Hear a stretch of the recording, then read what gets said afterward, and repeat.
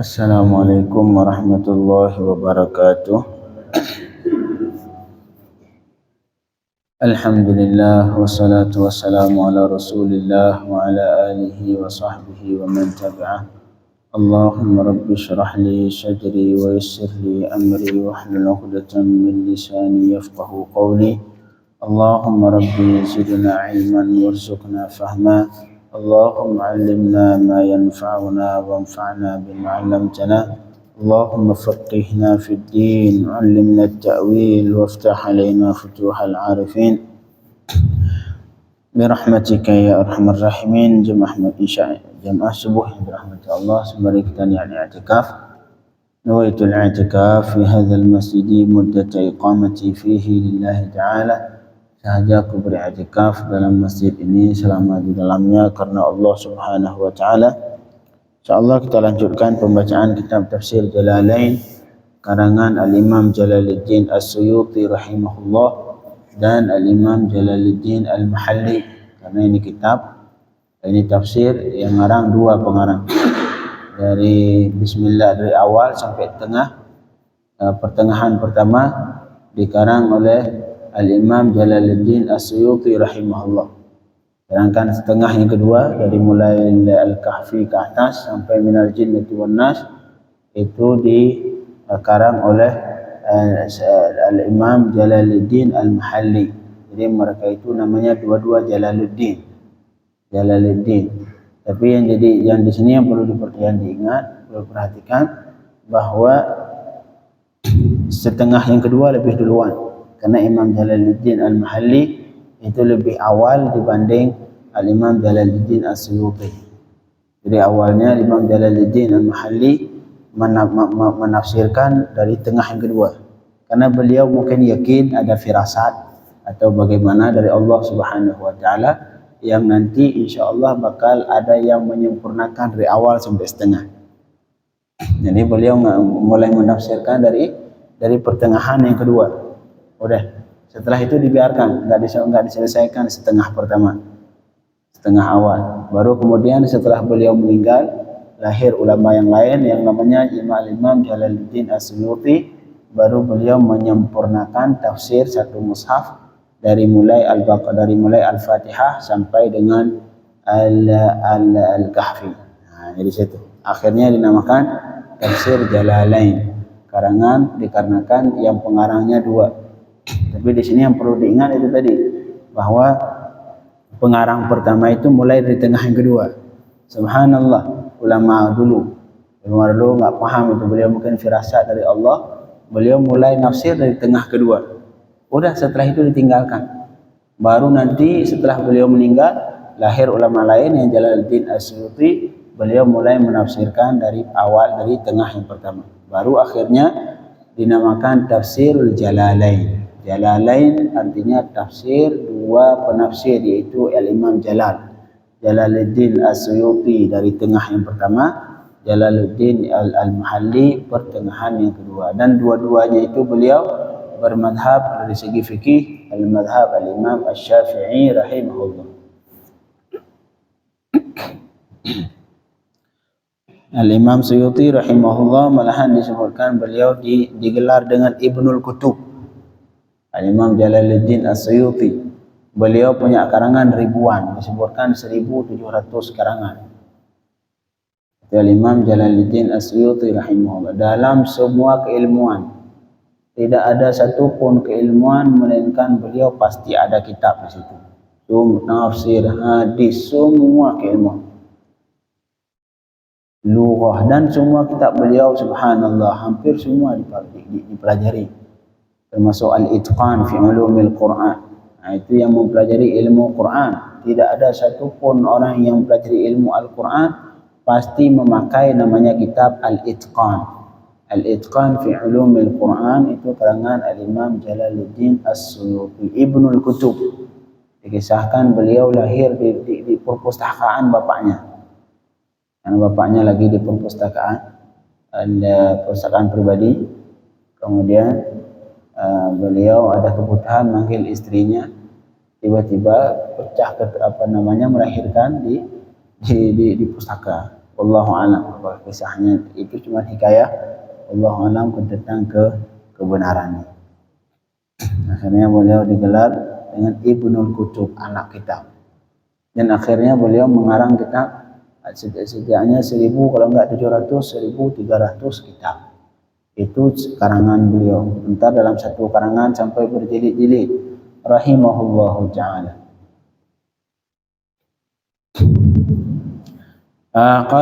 Kita lanjutkan masih di surah Al-Baqarah ayat berapa ini? Ayat 272. Masih tentang sedekah. Qala Allah Ta'ala, a'udzu billahi minasy syaithanir rajim. Laisa 'alaika hudahum, walakinna Allah yahdi man yasha. Wa ma tunfiqu min khairin falianfusikum. Wa ma tunfiquna illa ibtigha'a wajhillah. Wa ma tunfiqu min khairin yuwaffa ilaykum wa antum la tuzlamun. Ini disebutkan walamma mana'an Nabi sallallahu alaihi wasallam min at-tasadduqi 'alal musyrikin liyuslimu. Jadi suatu ketika Rasul sallallahu alaihi wasallam melarang, jadi melarang untuk bersedekah kepada orang musyrikin. Jadi Rasulullah melarang bersedekah ke musyrikin dengan tujuan biar mereka Islam. Enggak usah sedekah buat mereka. Nanti kalau Islam baru kita kasih. Jadi Rasul mencegah ataupun melarang bersedekah untuk orang musyrikin saat itu yang bertujuan niatnya untuk sehingga mereka mau masuk Islam. Ketika melihat enggak sedekah enggak dapat lagi nih, akhirnya mereka masuk Islam. Ya walamma mana'an Nabi sallallahu alaihi wasallam an at-tasadduqi 'alal musyrikin liyuslimu nazal. Baru ayat ini turun.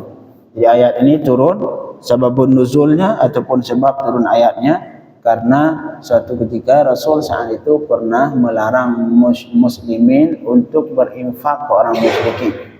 Menginfak orang musyrikin dengan tujuan supaya mereka masuk Islam.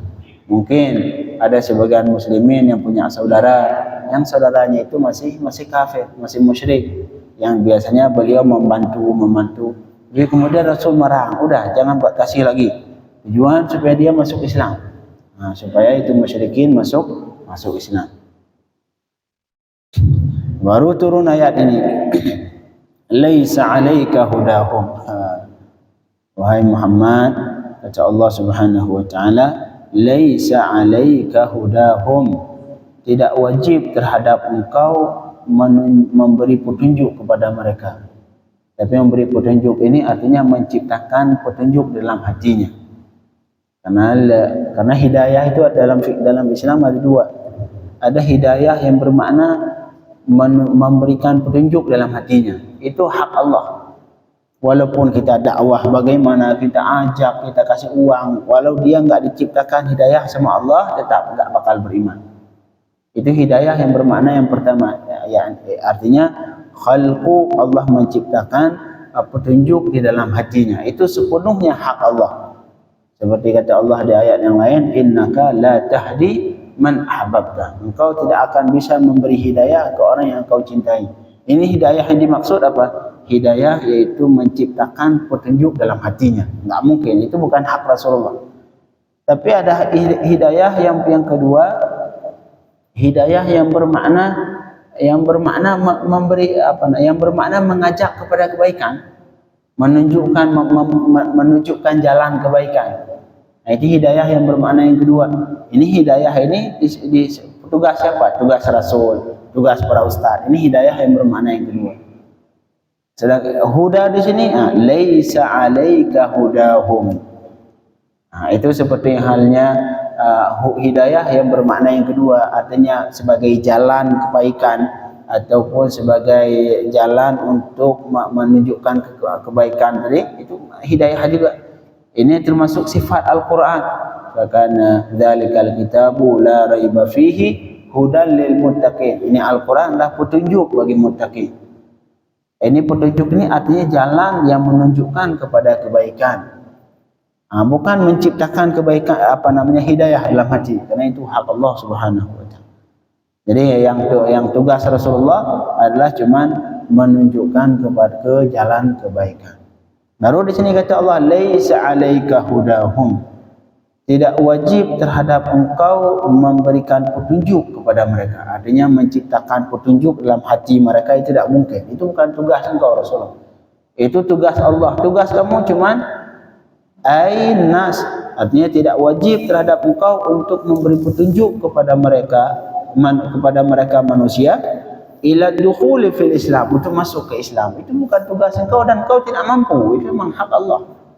Tidak mampu engkau menciptakan petunjuk dalam hati mereka sehingga mereka beriman. Tak mungkin. Itu hak Allah Subhanahu wa taala. Terus wa inna ma 'alaika balagh. Yang kewajibanmu cuman memberi petunjuk, al-balagh, menyampaikan. Tugas engkau ya Rasulullah cuma menyampaikan, sampaikan. Sama persis seperti tugas para ustaz, sebagai ustaz, para dai. Tugas mereka sampaikan. Ini yang halal, ini yang haram jangan lakukan, yang halal silahkan lakukan, selesai sudah tugas ustaz. Ustaz walau bagaimanapun yang namanya beliau seorang yang menyampaikan kebenaran harus sampaikan. Apakah itu disukai sama jamaah, tidak disukai sama audien. Sedangkan kita di situ berhadapan dengan audien yang melakukan sebuah maksiat. Kemudian itu haram. Orang situ enggak suka. Ya kan? Masalah enggak suka itu terserah. Kewajiban ustaz sama seperti kewajiban Rasulullah menyampaikan. Ini halal, ini haram. Yang haram jangan lakukan, yang halal silahkan lakukan. Selesai. Nah, itu tugas ustaz. Itu kewajiban ustaz. Ustaz apakah kewajiban ustaz? Kalau sudah disampaikan wajib mereka harus benar-benar tidak mengikuti. Tidak wajib, itu bukan kemampuan ustaz. Kemampuan ustaz cuma menyampaikan ini halal, ini haram, ini jangan, ini silahkan, selesai. Itu misalkan mereka tetap melakukan, itu urusan Allah. Itu ntar dia berhubungan dengan Allah Subhanahu wa taala. Wa qulil haqqu min rabbikum faman syaa'a falyu'min wa man syaa'a falyakfur. Inna a'tadna lidh-dhalimina naran ahata bihim suradiquha. Kata Allah Subhanahu wa taala, wahai Muhammad, tolong sampaikan ke umat. Al-haqqu min rabbikum, itu kebenaran dari Allah. Faman syaa'a falyu'min. Siapa yang berkeinginan silahkan beriman. Wa man syaa'a falyakfur. Siapa yang enggak mau beriman silahkan kufur. Nah, sudah, kamu tugas sampaikan. Mereka beriman silahkan, mereka enggak beriman silahkan. Tapi apakah terlepas nanti inna a'tadna lidh-dhalimina nara. Nanti biar tugas saya kata Allah. Nanti di hari kiamat itu tugas saya. Yang beriman saya kasih surga, yang tidak beriman saya kasih neraka. Jadi kewajiban Rasul wa inna ma 'alaika balagh. Kewajiban engkau wahai Rasul cuman menyampaikan, sampaikan. Ini boleh, ini tidak boleh. Ini Islam yang benar, ini kufur yang tidak benar. Selesai. Apakah Rasul wajib menciptakan mereka harus benar-benar beriman ke Allah? Tidak wajib. Itu bukan kemampuan Rasulullah sallallahu alaihi wasallam. Laisa 'alaika hudahum. Tidak wajib terhadap engkau untuk memberikan petunjuk ke mereka. Petunjuk di sini artinya menciptakan petunjuk dalam hatinya sehingga dia beriman beneran. Itu bukan kewajiban Rasulullah. Wa inna ma'alika balagh, dan cuman terhadapmu kewajiban engkau cuman memberikan, yaitu menyampaikan. Jadi al-huda seperti tadi ada memiliki dua makna. Yang pertama memberikan jalan yang benar, menunjukkan jalan yang benar. Itu memang tugas Rasul. Ada hidayah yang bermakna isalul khair lil qalb, yaitu menyampaikan kebaikan dalam hatinya. Itu yang tadi, menciptakan petunjuk dalam hatinya. Itu tidak mungkin kecuali Rasul kecuali Allah Subhanahu wa taala. La ilaha illallah.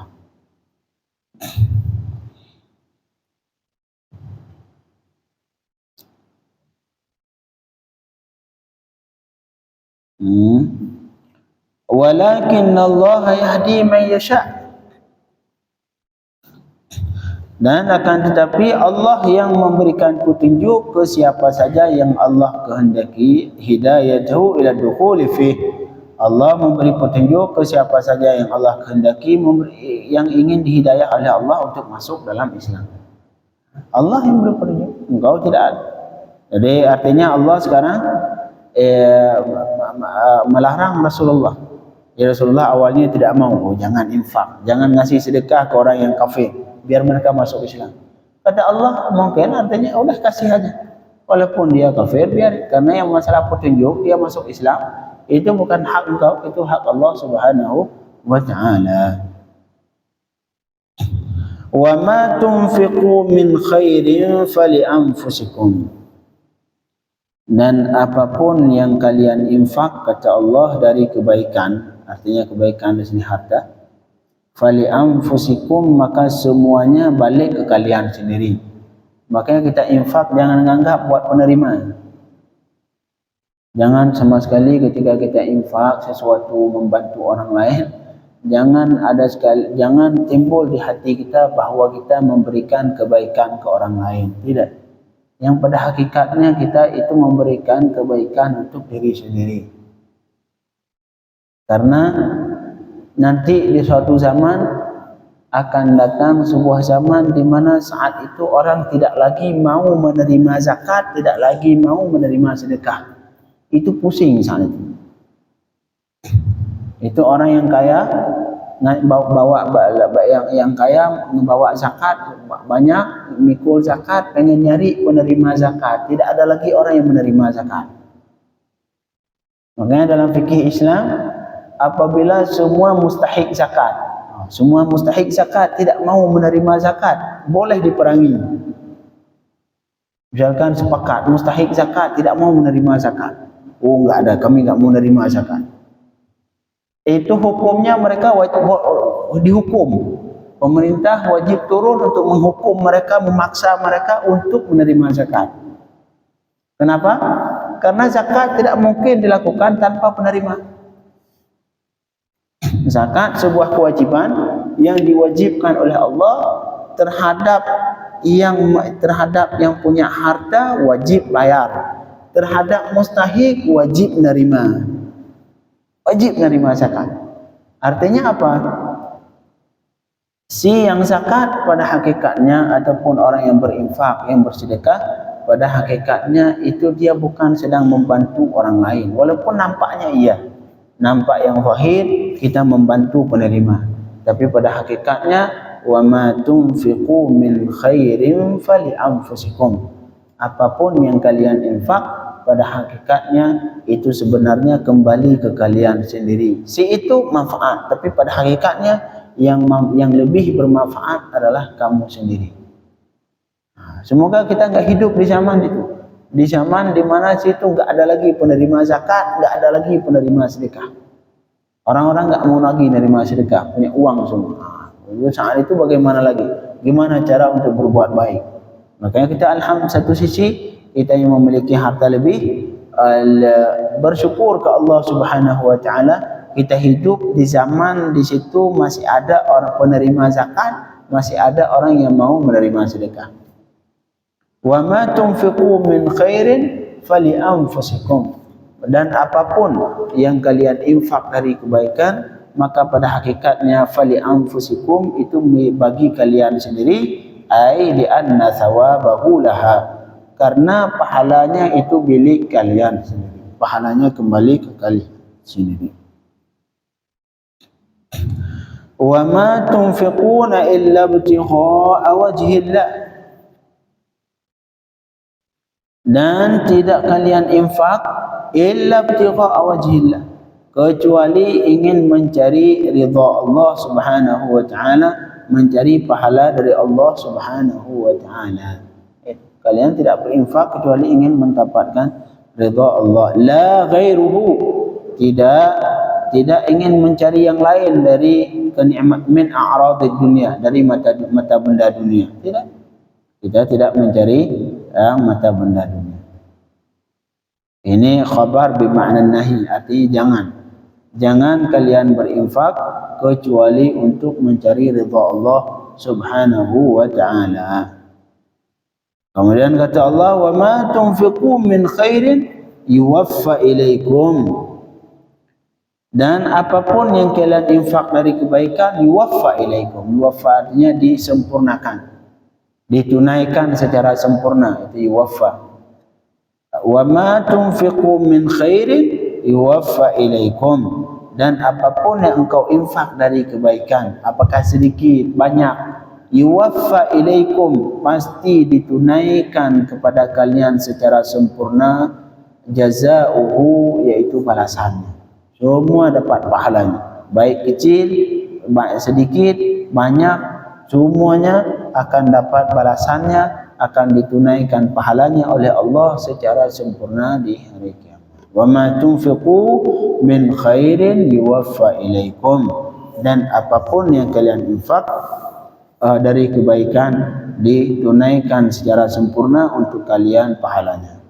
Wa antum la tuzlamun. Dan kalian tidak mungkin, tidak akan, pasti tidak akan dizalimi, pasti tidak akan terzalimi. Artinya tunqasu minhu syai'an, tidak mungkin.